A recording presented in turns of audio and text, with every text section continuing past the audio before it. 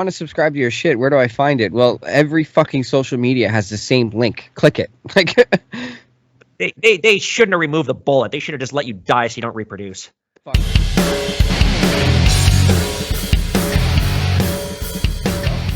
Welcome to Shop Talk. I'm the host, Jay, from Blue Collar Boys. I'm here with Evan Kale, Pawn Man. Thank you for having me. No problem. Thanks for coming. So, Evan, I've been following your journey for a little while now, and I finally worked the courage to invite you to the show. So, just a little bit of backstory from what I know. Correct me if I'm missing anything. You're an author, first of all.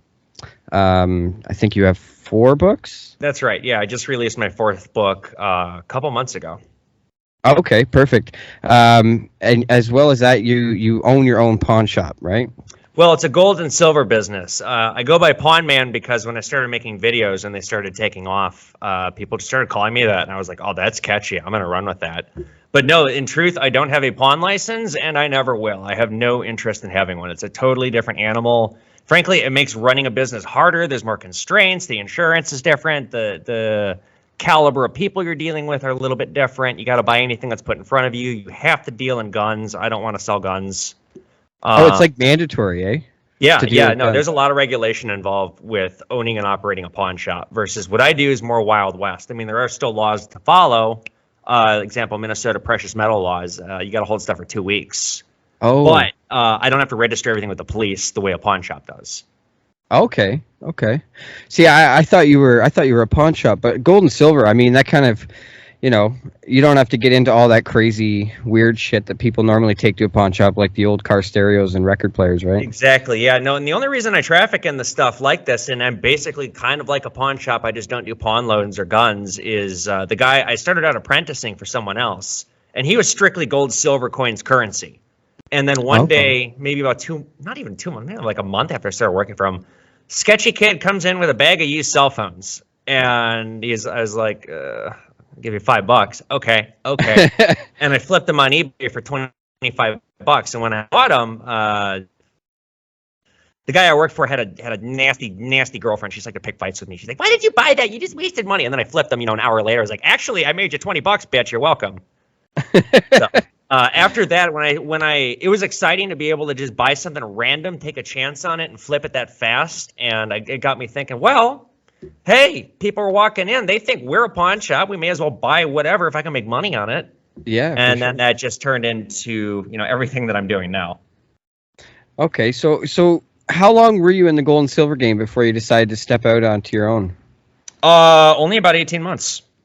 18 months. Wow. Yeah. I'll make a long story short. The people I was working for kind of tried to shake me down and force me to buy the business that they owned, and they wanted like a ridiculous price, and they were just completely. Can I swear on this podcast? I didn't have. Oh yeah. No. Yeah, they were rat fucking me, like fist fucking me with an iron gauntlet on or iron glove, and it was like, oh no. I've done nothing but work hard for you. If you're going to kick me to the curb, I'm going to become a bad dream, and I did. I opened up my store less than a mile from them, and it's. I'm doing better there. I'll tell you that much. No, that's good to hear, man. That's good to hear. I'm addicted to your YouTube series. I'm going to call it a series because it's basically what it is. Thank you. Yeah, I mean, hey, that's what I'm going for. I want it to be as close to a television show as I can humanly make on my own with my very, very, very limited budget. Yeah. But you know what? Sometimes, though, it's that style of show that is more catchy than, like, the fake-looking fucking Hollywood shit. You know what I mean? Right. I mean, don't get me wrong. I like watching Pawn Stars. I learn something every time I watch it. It is very entertaining television, but it is so goddamn scripted, and it I think massively takes away from the show because there's no reason to fake an industry that's already interesting. Why do you want to script something that doesn't need it? Yeah. No, I know, and it's like Pawn Stars, and there's that other one, Hardcore Pawn. Have you ever seen that one? I haven't seen that one. Hardcore Pawn. You should watch it. It's comedic. Yeah. Like it is. It's bad. So, anyways, I like that because I mean that's the shit that I deal with. I like it when somebody comes in here and they smell like shit and they're trying to traffic the crap they picked up off the ground. Oh fuck, that's great. So, how old are you, if you don't mind me asking? I'm 32. Say my my neighbors are doing contracting. For some reason, 8 o'clock at night is a good time to put shit in your wall. So if there's background noise, that's what's going on. I can't really hear it, so I think we're Okay, good. good. Yeah, they started. Sitting here late tonight because I stayed late at my store to. It's like, well, I'm meeting up with them at 8. I'll stay here and work. And then I see them hauling all this crap in. It's like, Uh-oh. oh, you had to pick tonight, didn't you? Oh, so it's 8 o'clock for you, right?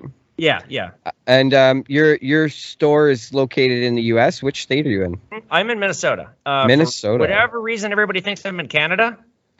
I thought you were Canadian, and then I'm like, yeah. I mean, hey, I'm far north. I'm close. To be honest, okay, what gave it away for me, like until after I did research on you, the episode I saw where you had a gun on your hip, I'm like, he's not Canadian. So, no. Yeah. No. Got to be in the streets of Minneapolis. Pawn man strapped. Yeah, no, you know what? And I love it. I love it. So I am guilty. I haven't read your books yet. I didn't know you were an author till literally half an hour ago. Most of my followers haven't. I don't sell a whole lot of copies. I'll be honest. So to my viewers, I'm going to post links to his link tree in the description of this video and the podcast. We'll see if we can get some book sales up. So I got to ask, how, like, you can't just jump out of one business and start a business that is as lucrative. Like, how did you get the ball rolling in 18 months? Well, hey, this wasn't easy, and I'm having problems right now 1 year in. I don't think I'm going to go under or anything. Frankly, I'm too big to fail, knock on wood. But what happened was, like I said, I was working for these people, and everything was going really well. And like then I started with the Pawn Man videos, and the old guy that I work for, his girl, he's 74 at death's door, and she's 60, and like comedically shaking him down, trying to get in his will and get everything. Oh wow! So I think she thought like, oh, I got to milk this for all it's worth and get this business sold so that I can run off into the sunset.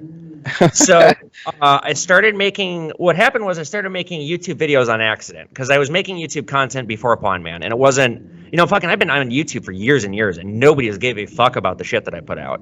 So it's like, okay, well, I'm throwing whatever to a wall, see if it sticks. I'd make all kinds of different videos, and one day, I'd get the question because I didn't have like a huge following on YouTube. I had, maybe 1,500 subscribers, and one day I got the question, "Hey, what do you do for work?"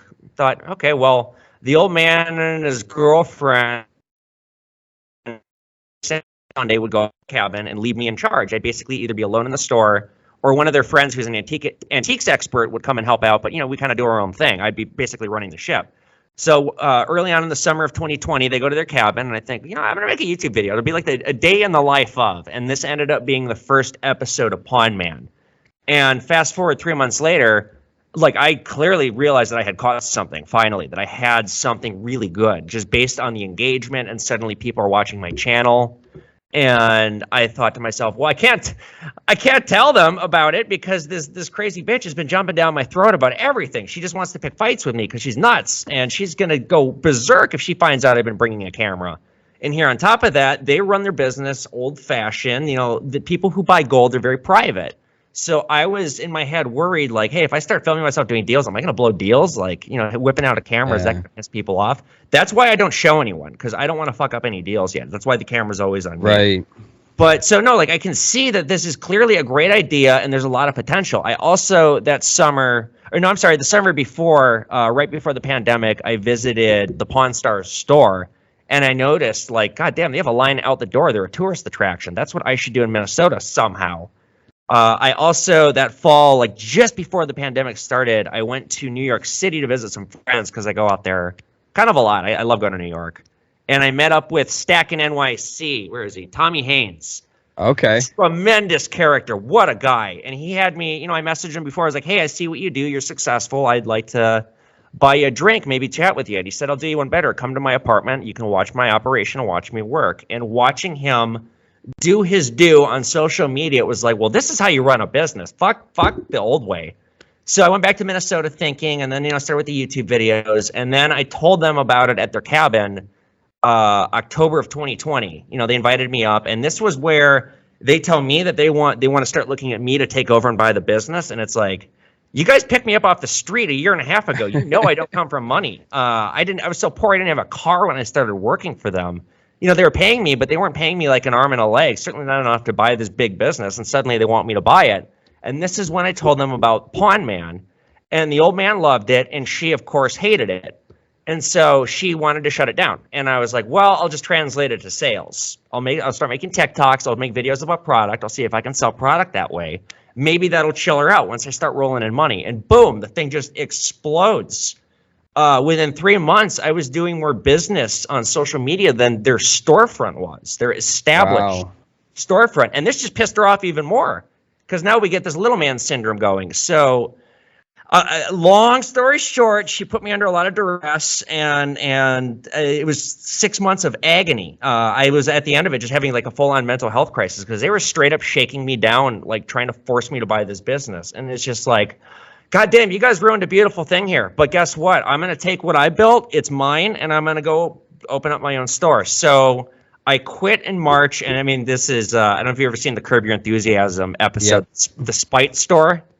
Oh, yeah, okay. This is a spite store. I thought about that this morning. I didn't even think about that when I opened this place up, but this is actually a spite store because within 3 weeks, I quit and opened this place up. I got all my licenses. I got 2 of my TikTok followers to give me small loans. I got US Bank to give me a $30,000 loan. I liquidated all my cryptocurrency, all my savings. I opened this place up on about $80K. And it was a magic trick to be able to do that fast, but I was, and I just kind of hit the ground running. And how long have you been in that location now? 1 year here in April, so we just passed our 1 year anniversary. So you pulled that off mid-pandemic. Yes. That's impressive, man. Thank you. Now, here's where I fucked up. One thing I did that was a big mistake was I didn't want to have a bare store. Like I wanted shit to be in here. So I spent like $10,000 on antiques and other stuff that, I still got about 65% of it. And I needed that working capital money. That was a mistake. I did not have a business plan, and I've never opened a business up before. I thought, well, I've done this for a year and a half. I'm smart. I'll figure it out. And there's some things that have gone awry that I wish I had had a plan for. In fact, I'm in a little bit of a situation right now. My working capital is very low. I've got like very few debt. I've got very little debt on this business. I got $22K left on my US bank loan. That's it. I paid back my followers.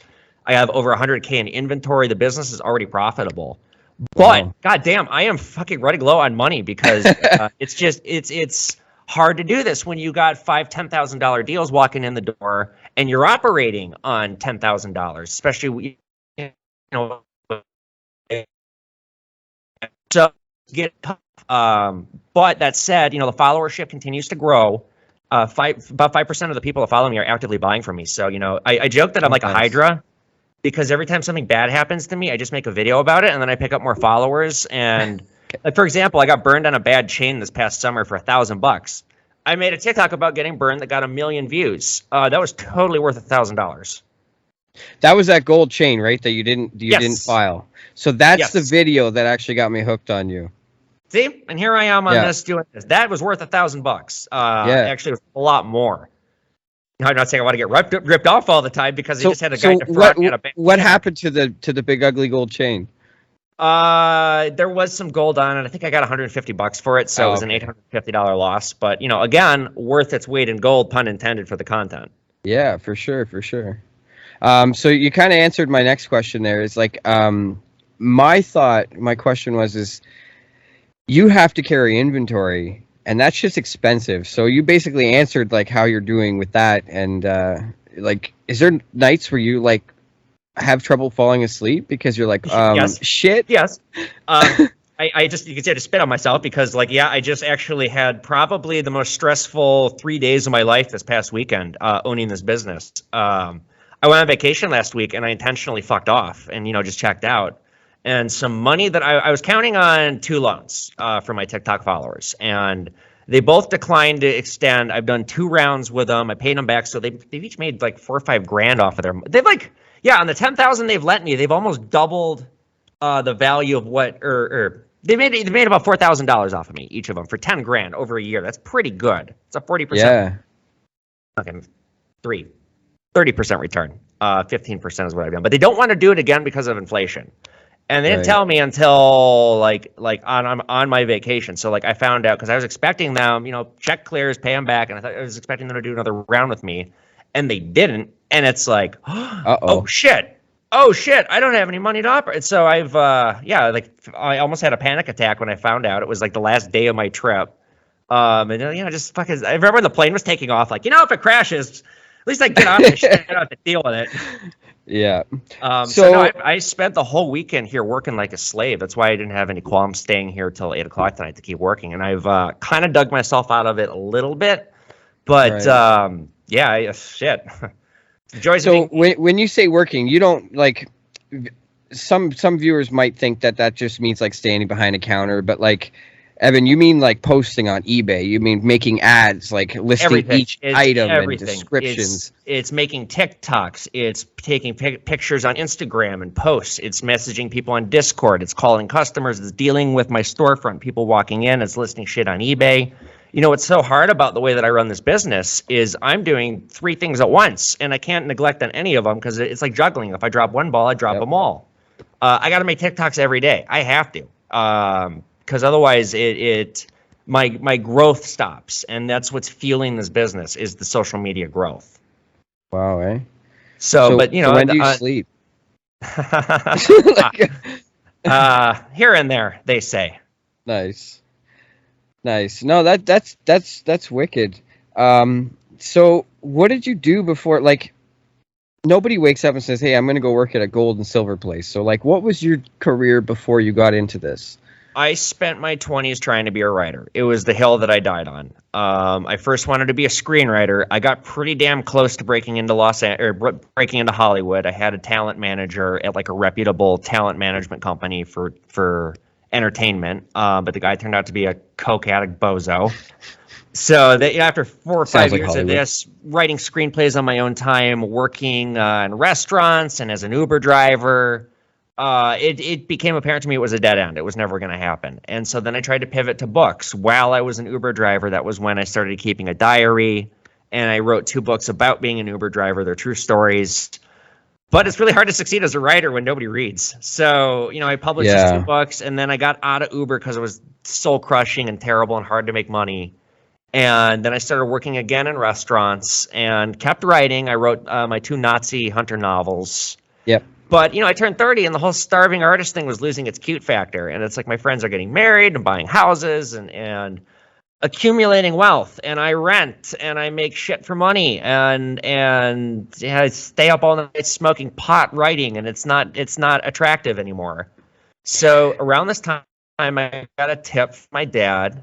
This was in spring of 2019, so 3 years ago, that there was an old guy that he'd done business with who was looking for a young person, desperate.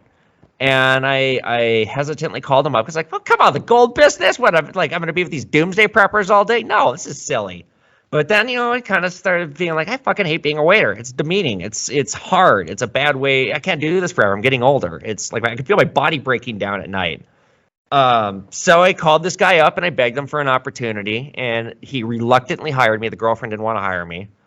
And I looked around in a store. He hired me part-time at first. So the summer of 2019, I would work for him in the morning and then hop on an electric scooter because I didn't own a car. I would just, you know, rent one on my phone and then go to the restaurant and work all night. So I was working like 12-hour days the whole summer. It was just killing me. But I was immediately effective in his business because it's like, motherfucker, you're not on the internet. Are you out of your mind? So I digitized them on eBay. And I mean, the guy's store was like A, trapped in 1980, and B, like a hoarder's wet dream, just shit everywhere. So steadily, you know, I'm listing and selling and listing and selling, and like I'm keeping track of it. And it's like I'm doing nothing but making this guy money. Like I am really like having a significant impact in his business. He took me on full time. All was going well for a year, and like I said, you know, then I started secretly making Pawn Man, and shit hit the fan. So if someone like Netflix approached you and said, "Hey, let's make a Yes. series," 100%, eh? That's been my goal. And it was because of what I saw or what I witnessed when I was at the Pawn Stars store was like, no, this is how you get rich in this business. The gold mine's the information. The Yep. actual gold is secondary. And, you know, we are in the age of information. Like I said, anything and everything that happens here is content. Everything that's put in front of me is content. It's something I can make a video about, which turns into other things, which turns in one way or another into revenue. Right. So no, I want a TV deal. That has been my goal since day one. Is get a network behind me because frankly, once you get a TV deal, like nope, I'm not going to go out of business once I get a TV deal. Even if the show goes under, I'll still be a tourist attraction. Right. Sorry, my screen just did some weird shit. We're good. You can still hear me okay? Yeah, I can still hear you. Perfect. Brief intermission. Okay, so a TV deal would be cool. I mean, and if it pops off and I can say, "Hey, I interviewed that guy on my little podcast." And then what's the coolest thing you've ever purchased? I guess because it's only gold and coins and stuff, right? Well, no, I now, so when, like I said, when I started working for him early on, it's like, well, let's expand beyond gold and coins. Let's do anything and everything if there's a profit to be made, especially once I had the camera in front of me. So Right. the coolest thing that I've ever purchased was Fidel Castro's business card. I paid $75 for it. The lady had the story about how her father, I think, was a journalist. There's a group of journalists in the 1970s. They were invited to Cuba to meet Castro, a very select group. And, it's like, oh, God, I can't verify if this is real. $50, $100, 75. We met in the middle. Cool. Well, then I sat down afterward and I did a little research. And another journalist from this group had, the same example. It came with an empty cigar box. And, the business card said, oops, Fidel Castro, president. Like, no info, no contact. You've heard of me. Another journalist from this group was on Antiques Roadshow with the same business card. He had a full box of cigars, but they valued it at like $3,000, and I was like, "Oh shit!" Wow. I did end up selling that when I opened this place up. I liquidated a lot of stuff that I had, so I got $850 on it. And you paid $75. 75, yeah, 75 in, 850 out. Not bad. What's your purchase that you regret the most aside from that gold chain?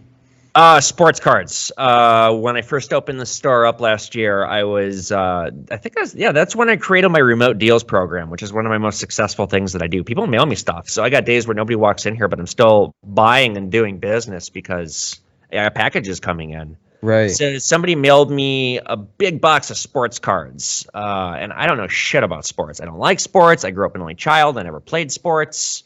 Well, I did Taekwondo, and I still do. But that's my own thing. It's not a team sport. So how much do you want? $400? Oh, big fucking box. Seems reasonable. Okay. I think I got $40 in the box. It was a massive loss, and it left such a bad taste in my mouth that I don't do sports cards. I also bought 4 or 5 prints, like lithograph prints. Olaf is his name. He's Swedish. He's Scandinavian. He does like Americana, like Western stuff. And I've got one of his prints here of these like Cherokee riders on horseback with rifles here in my store. Because the other 4 prints, I paid $500. I paid $500 for all the prints, and I think I got $200 for 4 of them. And it was like, well, I'll just keep the other one and write it off because at this point, I lose. Yeah. So I don't deal in art now as a result of that. Art and cards are hard. Are you ever going to get into Pokemon cards? No, I do Pokemon cards, and it's hit or Okay. miss. I either do very well in them, or like right now, I'm stuck holding the bag, $1,000 worth of Pokemon cards I haven't sold yet. I've discovered it's a patience game with Pokemon cards. I put it up on my eBay store, buy it now, X price, and eventually it sells. It might take a year, but eventually I get my money. So no, Pokemon I've done okay on. Nice. Yu-Gi-Oh gets offered to me. I haven't really done much with that. I actually did used to watch Yu-Gi-Oh as a kid, but Long time ago. never played the card game. And Yeah. Magic the Gathering, I used to play as a kid. I don't play anymore. I haven't bought any Magic cards yet. I would if the price was right, because I do kind of know a little bit about them. But yeah, So- sports cards, no way. In your industry, I guess, aside from staying busy doing everything you do, you have to constantly be doing research.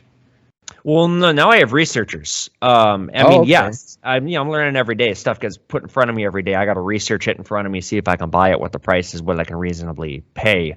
But yeah, thanks to my social media following, I now have a team of basically volunteer researchers that just like my content and are bored. They want to help me out. That's cool. That's I cool.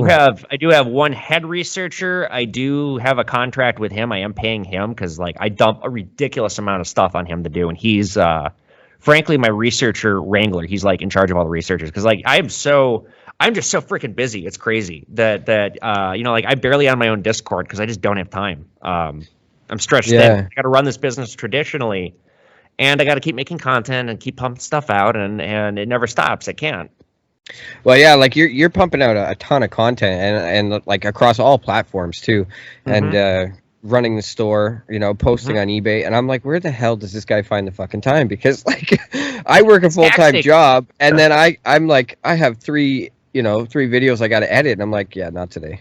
Well, thank God I have Patreons. I have an editor too, because like YouTube would have had to shut down if I had not created Patreon and hired an editor. Because I mean, the Pawn Man episodes on YouTube took me, oh my God, a solid 2 days of work between filming and editing.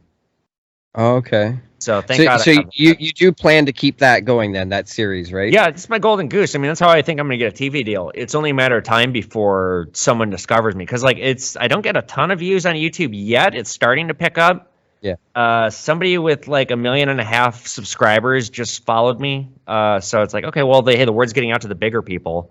If one of these people just gives me a shout out, maybe, hey, that'll do it. Yeah. Yeah, that would be cool to see, man. So you're also, I think it said it was a black belt in karate? Taekwondo. I am a third degree black belt, and I am a first degree black belt in Kumdo, which is Korean sword fighting. Korean sword fighting. It's very similar to the Japanese style. In fact, it's almost so far as, well, neither school thought would like this, but I would go so far as to call it tomato. And you have schooling in did you live in Japan, or you like studied? I've never even fucking went there. What a mistake that was. No, I majored in Japanese studies at Minnesota. I'm not very good at it anymore because I like never practice it. But what I wanted to do, this ties back to the screenwriting, was because I grew up around anime. I wanted to be the guy that Hollywood called when they wanted to adapt a Japanese cartoon, because I thought that was going to be the next big thing. And it kind of was it kind of seems like it's starting to take off a little bit. Yeah. But hey, that was, I was taking a lot of Adderall back then. So well, that speaks for itself. Let me tell you. Okay. So like, if someone wanted to research you, it's very hard to find information. So like, and as, like what I do whenever I go to interview somebody, I always like to have a little bit of info, and I'm like creeping your Patreon, your Instagram, your YouTube, anything that has an info on you, because like you should just sign up with Wikipedia, man. That's how half these people get noticed. I thought. Can you hear me? Yeah, there. Okay, you cut out for a second. Yeah, I said I thought somebody had to make a page about you. So Wikipedia, basically you reach out to them with all your info and everything, and then they put it together for you. Oh. And that's how, because if you Google somebody's name, Wikipedia is the one that comes up that is like verified person, right? And I mean, you're on enough platforms with enough following where you could qualify to be on Wikipedia. I would think. I can't get Instagram or TikTok to verify me, and there's literally a dozen news stories about me. I've almost given up on TikTok with the amount I've been banned just for stupid shit. Well, that happens to me too. Yeah, you know what? I love YouTube. I'm YouTube at heart. TikTok's great to get like quick follows, interactions, but it's quick, right? You know, I've always said like no attention span. It's hard. I mean, my YouTube subscribers are better followers to me than my TikTok ones, just because like the nature of the beast of TikTok. It's about short attention spans. It is so hard for me to get my TikTok audience of 200,000 now to jump over to YouTube. Yep. Yeah, and what sucks is YouTube, you know, this is part of my business strategy here, is getting enough revenue coming off of YouTube to offset my costs of my operation. You know, I wanted to just first pay for my rent and then pay for my employees. Yeah. Because YouTube pays you fairly. They really do. TikTok does not. No. I don't have, like, I think I'm up to close to 14.5 for followers. And every time I make a post trying to get people to go to Instagram or YouTube, it's shadow banned. It's like 3 views. You know, TikTok is keeping it weighed down. I have a little over 12,000 subscribers on YouTube. I'm making about $15 a day on it. I have 200,000 just crossed today on TikTok, and I make about $1 a day. That's a creator fund. Mm-hmm. See, we don't have the creator. $1 a day? Oh yeah, that's right. Brad Goss told me you guys don't have the Yeah, creator we don't fund. have the creator fund. So if we want to monetize TikTok, we have to rely on external links. And now with their new fucking bullshit, they're like, yeah, we're not pushing external links anymore. So any post you make where I say like, hey, click the link in my bio, boom, shadow banned. Funny. So yeah, and our gifts, like TikTok gifts, are a fucking ripoff. They take 65%. Like it's crazy. Yeah, I bought one again on Brad Goss behest. He's like, hey, look, if they kick you off, you can sue them because you have entered into a contract with them by giving them money. Oh, really? Oh, that's a good point, Brad. Yeah, Brad's the shit. Okay, that's good stuff. Um, it, if you had the opportunity to do anything other than what you're doing now, would you take it? No. I'm actually, I don't want to get into it because it's a long, silly, stupid story. I'm still a registered candidate for Congress in Minnesota because, again, I don't want to get into it. Just you can check my comedy page about how there's like an inventing. Can we get into that? Again, long story short, there's an inventing and a scam artist out there who's like doing this in the political world. He's run through 6 campaigns. He's a Canadian, and he's run through 6 campaigns in America, misappropriating funds and scamming people and just like fucking people over. And I was his first victim. He talked me into running for office. So my name's still on the ballot. And if for whatever fluke reason I win, I'll probably turn it down because I want to keep this life. This is great what I do here. Yeah. No, I can't. I'm glad that this happened. This happened on an accident. And because I had a very, very, very hard 20s. My life was very fucking difficult. And I think now, would I have done it all over again to end up where I am? Absolutely, because it paid off. It really did. Yeah. Don't like you know what, every day when I talk to people and they're like, you should have jumped on YouTube when Vine was popular.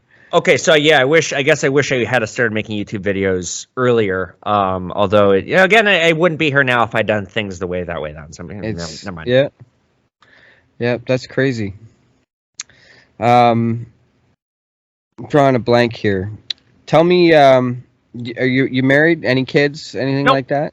Nope, I don't believe in marriage. You don't believe in marriage? Yeah, I do have a girlfriend. Does she know you don't believe in marriage? Oh yeah. Okay. Wait, she knows. I was going to say that'd probably make for some awkward dinner conversation. Yeah, but... 2 of us burned Bibles together. Perfect. There you go. No, I have a complicated view on sexuality and all that. I'm bisexual. I actually came out as gay, and then when I was like 26, I started seeing women, and I didn't lose interest in men, but I like don't see them, and I definitely don't like dating women. They're fun. Yeah. Okay. Yeah, so it's a bit different, but like I said, like I don't believe in marriage, and I can't ever see myself getting married. I would have kids, but not right now.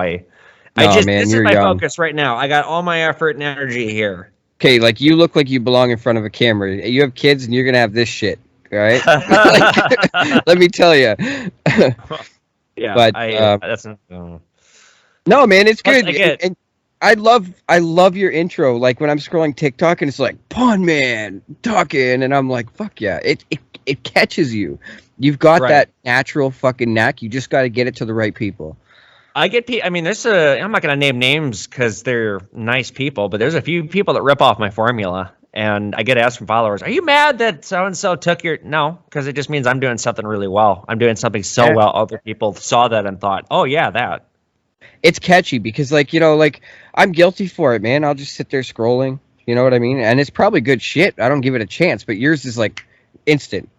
And the other thing is too, because I got on TikTok making comedy videos, so I had a whole a year of trial and error, and like I got big on TikTok quick. Within 2 months of downloading it, I had 100,000 followers. Right. And I'd never had any success on social media before, ever. But what I discovered through trial and error was it's all about the first 3 seconds. Particularly, it's all about the first second. That's why I do all my videos the way that I do. Something happens. I drop something. I slam something. I do something. My favorite, the best is cocking a gun. But those videos always get taken down. And I don't want to fuck with the money with TikTok because, like, I got banned once. Yeah. And that cost me, God, I bet I lost 10 grand. in a week not being able to make TikToks or 10 days or however And long it's crazy that you can't, like, there's such a big gun nut community on TikTok, but like they're all like pent up with blue balls because they can't share their content. they're so picky, and then it's, you know, they're so biased too. Some people get away with some stuff, other people don't. You know, perfect case in point. Melissa Ong, Chunky's dead. I talked to her. Like, she's a really cool person. She gets away with murder on TikTok with her mouth because she's one of the biggest content creators. She has made TikTok so much money. They let her have a clitoris hoodie and all the other fun shit that she does. Yeah. Versus me, they only recently started letting me say cocksucker. They wouldn't let me. And finally, I made enough videos being like, if anyone has the right to say it, I think it's this cocksucker here. Oh, fuck. Yeah, so then they were like, oh, okay, let that cocksucker say cocksucker. Yeah. So how long, like, have you been into being in front of the camera since you were little, or is it something you just kind of rolled into? Well, actually, I was very afraid of what people might think of me. But I started making YouTube videos, I think in 2014 or 15, and my first videos that I was making was about sexuality, and that was then a big deal to me. So I broke down an enormous barrier off the bat, and from there, you know, I stopped caring as much, and then I don't want to get into politics, but Trump became president, and we had a new norm of what presidential means, and it's like, well, if he could be the leader of the free world and say motherfucker, then who cares if I make a dead baby joke? Yeah, so, no kidding, eh? That was the thing that, you know, on TikTok when I first started making videos, it was like, well, how far do I want to take this? And what I discovered was the videos that were doing the best were the people throwing decency to the dogs and saying the worst possible things. And it's like, okay, well, I guess I can make 6 million Holocaust jokes as long as I cook them right.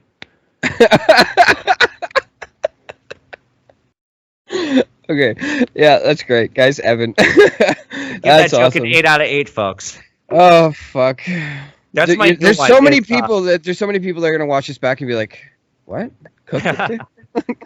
Oh, it's great. But in 2002, didn't learn a damn thing. Yeah, but and what you just said is true, because I've made content where I'm like the serious, you know, and it gets no views, and I just lose in my shit planning to get banned, and it goes to like fucking 30,000 views, and I'm like, what in the fuck, man? And that's a part of my strategy now with Pawn Man is I am specifically trying to make videos about and traffic in controversial items just to piss people off, because that's what makes my following grow. The more I piss people off, the more they comment, the more views the video gets, the more I make money. Yeah. Provocateur. That's what you do on TikTok. It's not a place of any decency. No, it's not. And I remember, like, were you a Vine guy? Like, no. We're in the same age group. You weren't a Vine guy? Like, do you remember Vine? I just had Vine. I regret not making Vines. I bet I would have killed it. Yeah. But no, I never even downloaded it. Oh, okay. Yeah, because back in the days of Vine, I had the same attitude, and Vine ate that shit up. And then, you know, when TikTok came out, it was all little, like, minors dancing around, shaking their shit. And then it kind of adapted into what it is now. Yeah, I mean, it's great where people can express themselves without, I like to say without judgment, but there's so many fucking people on TikTok that are ready to just, like, you can and you can't, because like I like making jokes about pedophiles, but those always get taken down. Yeah. Oh, I know. It's crazy. What's funny is TikTok cites me as harming minors. Like, I just made a joke. I didn't stick a dick in their ears. I just used words. Apparently, there's no difference in their eyes. Oh man, you need to go on Yuck Yucks, like late night Yuck Yucks. Do you guys have that in the States, or is that like a Canadian thing? No, what's that?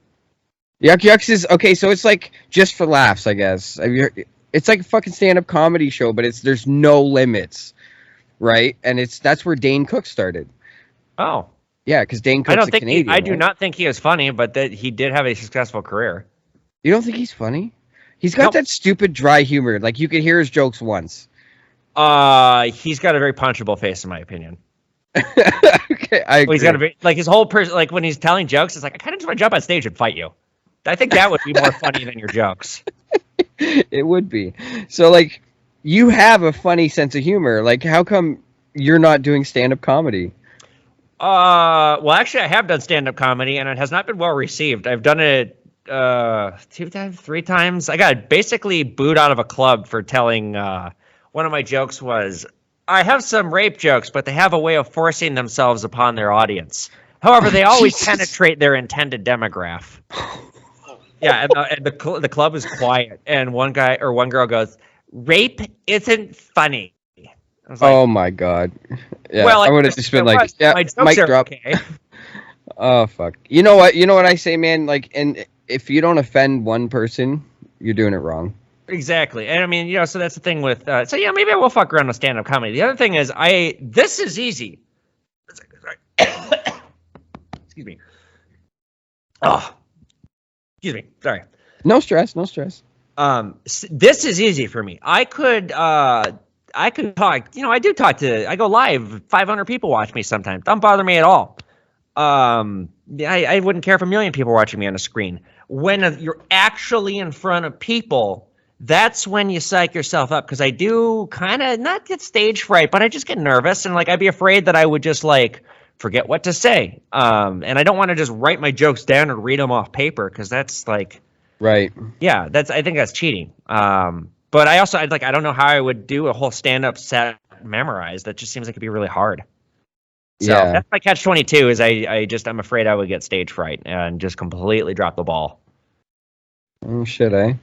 I mean, for such a young dude, man, you've had an exciting experience. Like, did you want to dive into like a bit of your Uber experience? Was there anything like crazy exciting with that? Like, I would just steer people to read the books. I would talk about it, but I literally just did a 2-hour interview with a guy the other week. no stress, no stress. Yeah. So, guys, if you want to know how crazy life of an Uber driver, go Amazon. I'll post the link. I'll tell you this much. I artificially inflated the stories by doing things where I knew I would get a better story because I was writing about it. One thing was, if you invited me into your house after the ride, I had to say yes. And I stopped doing that when someone pointed a loaded gun at me.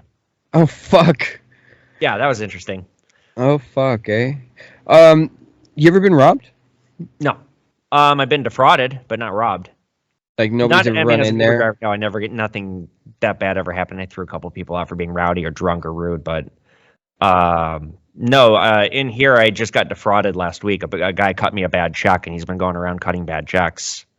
Is that the one you were on the news for? You were on the news for something. That was Triple B. He's fat fuck. He swiped a gold coin from me, but he got arrested. They did catch him. Oh, he's facing time with a capital T. He Okay. apparently had he's already been convicted of felony robbery and aggravated all this. He's got a rap sheet 4 pages long. I'm not even kidding. Jesus. He had $58,000 in restitution he was paying back, which I think is why he was on this robbery spree. But no, they did arrest him. He crossed state lines, which I called the FBI and I warned them that he would, and sure enough, he did. Crossed over into Wisconsin and attempted to grab a tube of gold coins that was worth like 43 grand out of a shop, and the shop had a guard with a gun, and so he ran out and this guard ran after him, and he jumps in his car and he tried to run the guard over, and the guard drew his gun and shot 3 times and blew a tire, and in the next town over he got arrested. And so I heard they're prosecuting him there. They're prosecuting him here in Minnesota. They just served a search warrant to his house like 2 weeks ago. I guess they found guns. He's been defacing coins. So like the gold coin he took from me, it's got George Bush and Tony Blair on it. I have no way of identifying it. I guess he was melting them down. But like he might get the Treasury Department after him on top of all of his charges. So he's fucked. Way fucked. Yeah. Prince too. What a piece of shit. So like I'm from Canada, so what we think about like how the US is I'm trying to put this without offending 10 million people. Backwards? Yeah. So it's okay. That's fine. like I love this country, but I was like running for office for like legitimate reasons in my head, but despite being convinced by a scam artist. Like I really care about this country and I really value it and what it stands for, and yet my God, we do a lot of shit wrong. There's so much fucking stupidity here. It drives me crazy. I was in line at the bank today. I watched a Karen public freak out, and it's just like, Oh my god. and of course she has the America, the flag hat on, and it's like, yeah, of course you. I see, people come rolling up into my store, and they got like American flags on their cars. That means they believe crazy shit. That's what that means now, and that's too goddamn bad. My grandpa his life got ruined fighting in World War II, defending this country and its freedom. He'd turn in his grave if he saw what the average American stood for. Oh, it's crazy. It's crazy. Terrible. Just terrible. And so that brings me to my next question here. We're rolling up to 45 minutes, so I don't want to keep too long. But in your line of work, you have to stereotype. So, oh yeah. What group do you say, oh, fuck, when they walk through your door? What I have come to find is if you are purchasing gold or silver and you are wearing a face mask, you do not give a fuck about the virus. You probably don't even believe in it. You are up to no good. I have had so much shady shit happen because of people wearing face masks, taking advantage of this pandemic. Yeah. I almost want to instigate a no mask policy in here. Because I do believe in science, and I don't like I don't want to get in the mask debate, but it's also, I get fucked every time somebody in here comes out, or somebody tries to fuck me when they're wearing a mask. So I now look at a mask and I sweat because I think my first thought is you're up to something. Right. But I mean, that piece on your hip has to be some sort of a fucking deterrent, no? Yeah, well, that's why I wear it, and that's why I wear it. People are making fun of me because I have a Sherpa holster with a 1911, and it's like, no, I wear that because it's very prominent. I could give a shit how shitty you think it is. It's about going big dick, not about blowing someone away. Well, that's it, right? 9 times out of 10, if I'm coming in to rob you and I see that, I prefer 9 times out of 11. Yeah, I'm gonna turn around because it's like, 9 times out of 11 is a bit more explosive. It is. Oh my Jesus. Thank you. Take off, but don't land. Oh my God. So in closing here, let's is there anything you want to add that I haven't asked? Subscribe to my YouTube channel. If you guys anyone watching, listening, has not checked out this show, please go check it out. I've got now 44 episodes of Pawn Man. It's produced like a real TV show. I have a professional editor. I have Patreons that pay for it. It's a tremendous product. If you like Pawn Stars, you will love this because my shit ain't fake. It's all real. Every episode I cover something new, so it's me doing live deals. I showcase what I'm selling, what's in front of me. I give historical information. And then I do a monologue about whatever subjects. The most recent episode was the North Korean regime and their coin system and how their government makes money. Right. Yeah. So also follow me on TikTok. Check out my books on Amazon. I'm a 4-time author. I got 2 books about being an Uber driver, and then a novel series about Nazi hunters. And all of your socials are in your link tree, right? Yep. I'm gonna put your link tree in the description. Yeah. And it blows me away the amount of people that are like, "Where do I find your eBay? Where do I find your merch?" Did you click on the link in the bio? It's there. Nobody clicks the links, and it drives me fucking mental. Oh my God! It's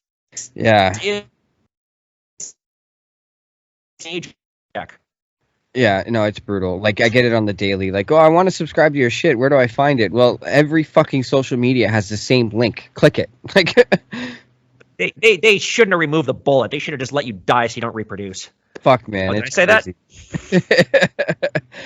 All right, everybody. That's Evan Kale. Make sure you go follow him on all of his stuff. Buy a T-shirt. And if you're ever in Minnesota, swing by and check out Pawn Man. Take a picture. And if you're ever come to Canada, wear your fucking, your snow pants and come say hi. Are you in Vancouver? Fuck no. I'm in Ontario, man. Toronto. Oh, okay. I'm sorry. I'm not familiar with the skyline behind you. That's green screen, but Canada. Still.